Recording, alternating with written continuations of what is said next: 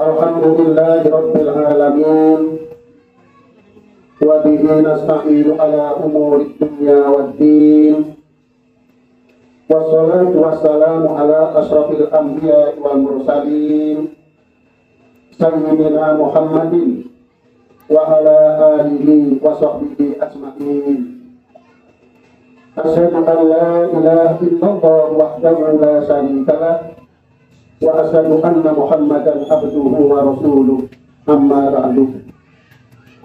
Alhamdulillah, kami panjatkan puji syukur kehadirat Allah Subhanahu wa taala yang pada siang hari ini kita dalam keadaan sehat walafiat. Mudah-mudahan kesehatan dan keafiatan terus-menerus berlimpah kepada kita sampai kita kembali menghadap kepadanya. Amin ya rabbal alamin. Yang kami hormati Kiai Haji Naduddin Muzayyin, yang kami hormati Habib Hasan, yang kami hormati Ustadz Adi, Ibu Hajah, Siti Khadijah, dan putra putrinya yang kami hormati, para asatidz dan hadirin hadirat yang kami hormati. Di dalam Al-Quran tadi surat Al-Hujurat ayat 13 disebutkan, A'udzu billahi minasyaitonir rajim. Bismillahirrahmanirrahim. Inna akramakum indallahi atqakum. Sesungguhnya yang paling mulia di antara kamu di sisi Allah adalah yang paling bertakwa di antara kamu. Orang yang mulia di sisi Allah adalah orang yang bertakwa. Kalau ingin mulia di sisi Allah, usahanya satu, berusaha agar bertakwa kepada Allah Subhanahu wa ta'ala. Suatu Nabi ditanya tentang takwa, maka Nabi menjawab, at-taqwa hahuna wa asyara ilal qalbi. Takwa itu di sini, dan Nabi mengisyaratkan pada qalbu. Apabila orang itu bertakwa, kemudian terus-menerus berusaha meningkatkan kualitas takwanya, maka akhirnya qalbunya suci. Setelah qalbunya suci, terus-menerus meningkatkan kualitas takwanya, maka hamba tersebut bisa saja menjadikan dilimpahi karomah oleh Allah Subhanahu wa ta'ala, dilimpahi kemuliaan oleh Allah Subhanahu wa ta'ala. Karomah adalah suatu yang luar biasa di luar nalar akal manusia, sesuatu yang luar biasa di luar hukum sunnatullah, dan itu adalah wujud penampakan kemuliaan dari Allah Subhanahu wa ta'ala bagi hamba yang bertakwa dan terus-menerus meningkatkan kualitas takwanya walaupun hatinya sudah suci di sisi Allah Subhanahu wa ta'ala. Karomah ada dua macam, ada karomah hissi dan ada karomah maknawi. Karomah hissi kejadian luar biasa yang bersifat lahiriah. Sedangkan karomah maknawi, Allah menganugerahi istiqomah di dalam hati hamba, sehingga hati hamba bisa menghamba kepada Allah secara mutlak sampai akhir hayatnya. Contoh karomah hissi, suatu ketika Siti Maryam setelah hamil tanpa suami, kemudian mau melahirkan, maka Siti Maryam pergi ke tempat yang sulit, pergi ke tempat yang sepi, yang tidak dilalui oleh orang. Kemudian Siti Maryam di situ mau melahirkan, berada di samping pohon kurma yang besar. Begitu pas mau melahirkan, capek sekali, lelah sekali. Ibu-ibu dulu waktu mau melahirkan capek nggak? Capeknya, tenaganya habis-habisan. Ya. Siti Maryam juga sama, lelah, capek sendiri. sendirian, tidak ada orang. Ibu waktu melahirkan ditemani nggak Bu? Enak, ada bidan, ada dokter. Siti Maryam sendirian. Begitu capek, begitu lelah, tenaganya habis, Siti Maryam kepengen makan buah kurma. Tapi kan ada di pohon buah kurmanya. Kemudian Siti Maryam memegang pohon kurma yang besar. Padahal tenaganya sudah habis. Berusaha untuk menggerakkan pohon kurma besar itu.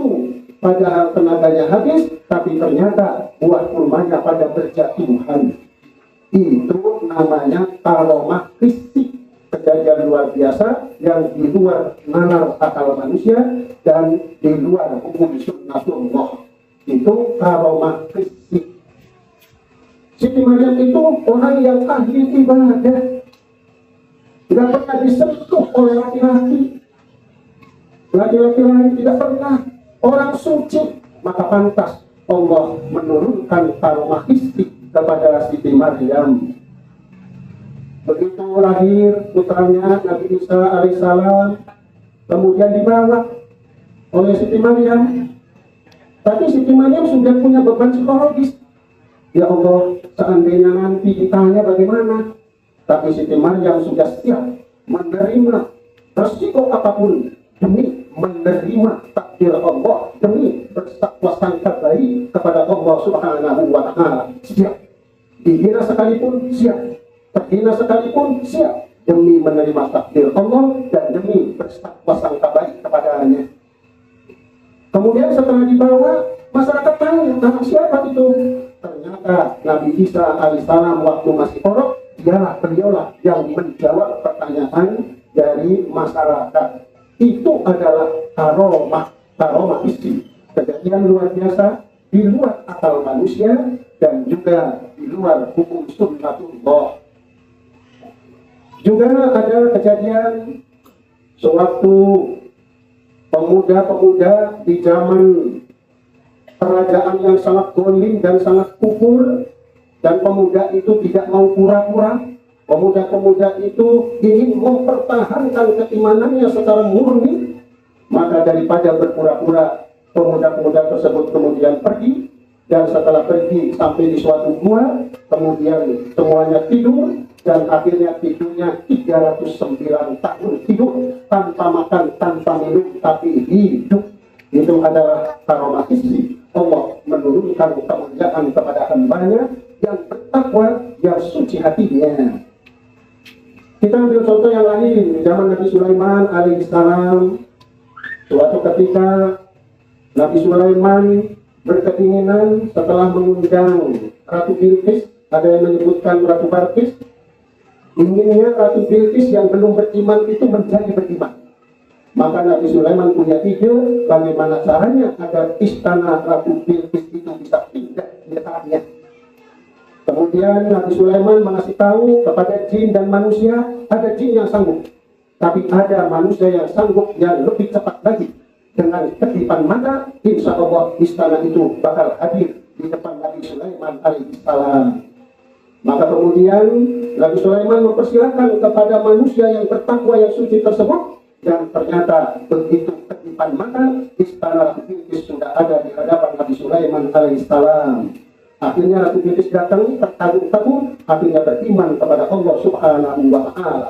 Peristiwa itu namanya karomah fisik, kejadian luar biasa yang bersifat lahiriah di luar nalar akal manusia. Kalau kita menelusuri ini, berdasarkan cerita ini, karomah turun kepada hamba yang bertakwa lagi suci hatinya. Yang kedua, karomah itu turun kepada hamba di saat kondisi terdesak. Karomah turun dari Allah kepada hamba atas dasar tujuan yang sangat mulia di sisi Allah Subhanahu wa Ta'ala. Oleh karena itu, kalau ada kejadian-kejadian luar biasa, tapi hamba Allah tersebut ketakwaannya belum sampai ke tingkat suci, dan juga kondisinya tidak terdesak, dan bukan tujuan yang sangat mulia, itu bukan karomah fisik. Oleh karena itu tidak perlu dikagumi, tidak perlu kita ini keheran-heranan. Kalau memang demikian bukan karomah fisik, pasti sesat. Itu mungkin sihir menyesatkan. Itu juga mungkin itu trik-trik dan sebagainya. Yang jelas kalau bisa kita ini tidak perlu kagum-kagum keheran-heranan terhadap peristiwa-peristiwa luar biasa yang bersifat lahiriah. Karena itu hanya terjadi kepada orang yang sangat bertakwa, suci, dalam kondisi terdesak dan tujuan yang sangat mulia di sisi Allah Subhanahu wa Ta'ala.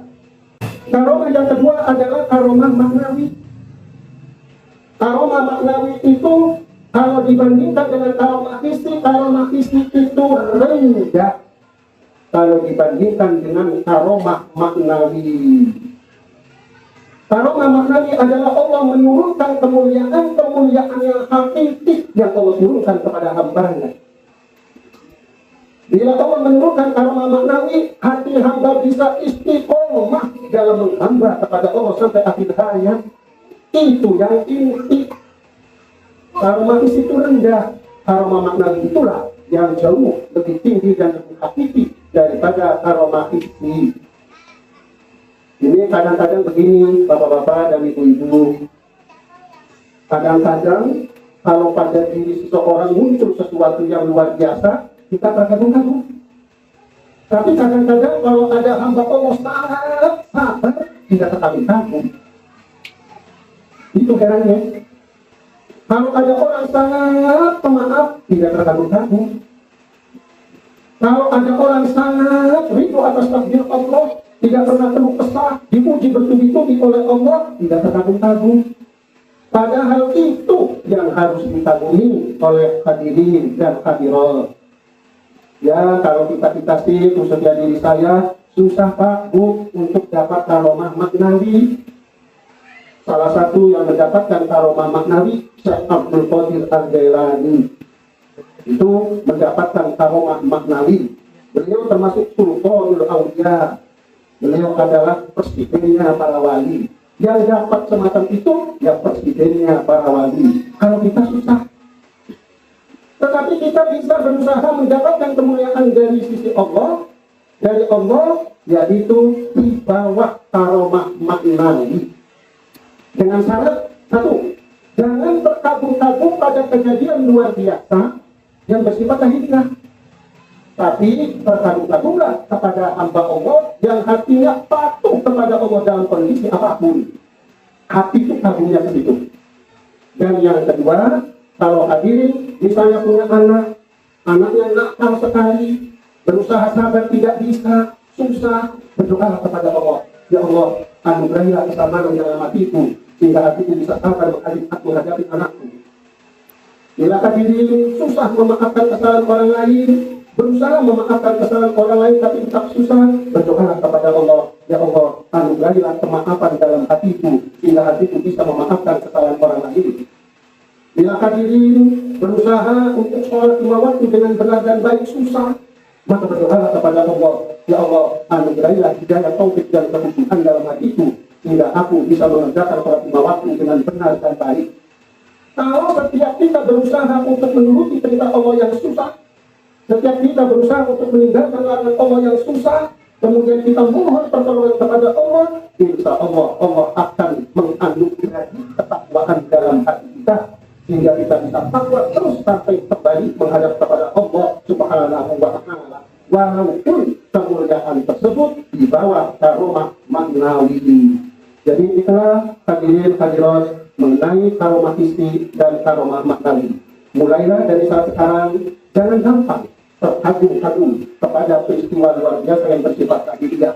Marilah kita terkagum-kagum pada orang yang bisa bertakwa dengan sebenar-benarnya. Kurang lebihnya mohon maaf. Billahi taufiq wal hidayah. Wassalamualaikum warahmatullahi wabarakatuh.